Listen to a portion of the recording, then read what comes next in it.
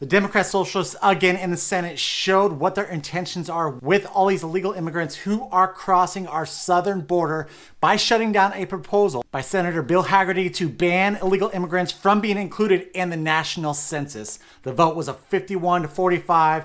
Can we just say at this point, it doesn't matter what Manchin does, he is a true far-left Democrat, even though he tries to act like that moderate Democrat. The fact that he is voting for this means that he is on the same agenda as so many Democrats that are voting for this nonsense in the Senate. Going further into that amendment, there is an article out of the Epoch Times from yesterday. A portion of it reads like this. The amendment, which would be added to the Equal Representation Act that Senator Hagerty proposed last month, would require the Census Bureau to include a citizenship question in any future cases. Anyone who isn't a U.S. citizen, including people with temporary visas and green cards, would then be excluded from the ballot for congressional district and electoral college apportionments. Census data is collected for every 10 years. This is huge because the amount of population based off the census that you do have in these states determines the amount of representatives, the seats that you have, and then ultimately the amount of electoral college votes that you do have when we are talking about these national elections. We all know that ultimately amnesty is the goal for all these migrants who are coming into the country by the Democrat Party. But this is one way for them to still win,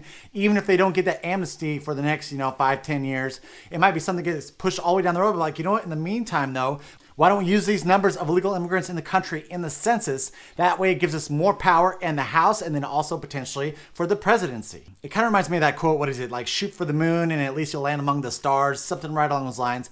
This is consistently what the Democrat Party does, where the Republicans fall short of, is the Democrats will just go super far out with their goals, with their intentions that, you know what, even if they don't get their ultimate goal, they put a lot of stuff in place leading up to that goal that will eventually be in their favor. Democrats have been doing this for so long, moving the country further and further left, and then at the same time saying, oh, these damn Republicans are moving further to the right. No, there's so many Republicans now who are moderate. They are more like what Bill Clinton was back in the 1990s, but they're saying that we're the ones moving to the right. But they go super extreme, and even if they could only pull Americans just a little bit, not all the way to the extreme that they're going for, then they give them some power. One good example of this was gay marriage, right? Gay marriage was a huge thing in the 90s. They're talking about how, they have their rights to marriage, whoever they love is love, all this crap like that. And then in 2015, the Supreme Court shut it down where no states could ban gay marriage. That was just a tipping point. Now we're talking about this super extreme stuff like trans and the kids, all these pronouns,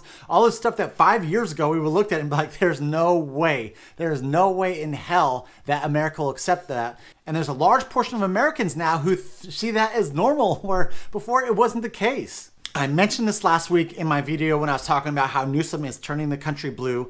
This is what the Democrats are doing, is even though if they do stuff in their states that is pushing these center-left Democrats out of their states, they are replacing those numbers with illegal immigrants. And then if the census counts them in that state, they could use that when they're gaining these House of Representatives seats in Washington, D.C. And it's a double-edged sword for us because you have these center-left Democrats who are moving to more red states, still voting for their Democrat politics, even though it's not as far left as it was back in the state that they came from.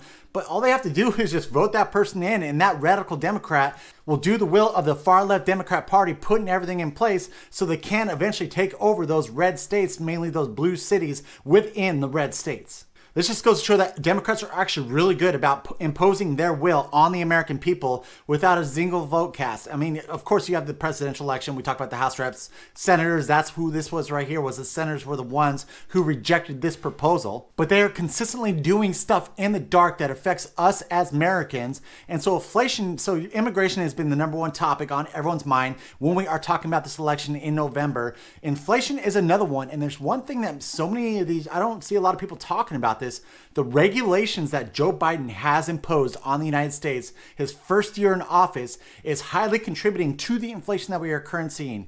Yes, printing of money is adding to that, but the regulations that he's imposing on all these businesses is definitely making them raise their prices, and then with that, the inflation will go up. There's actually an article, it was June of 2022 by Craig Eierman over at the Independent Institute, and he went into this in depth. Let me just read this article for you so it shows how these regulations are also contributing to the inflation that we are seeing in our country right now. The highest inflation in 40 years isn't driven just by record federal spending. A record government-driven labor shortage and record restrictions on U.S. energy production, President Joe Biden's record regulation spree is also pushing prices higher, stopping the bureaucratic assault on the economy, which is essential to taming inflation and giving families relief. The role of regulations in the inflation crisis is largely overlooked but shouldn't be.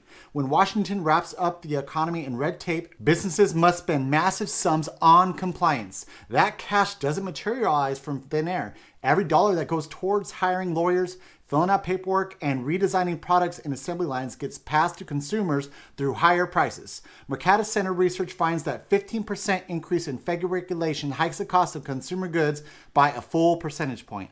This puts the president's regulation obsession in perspective.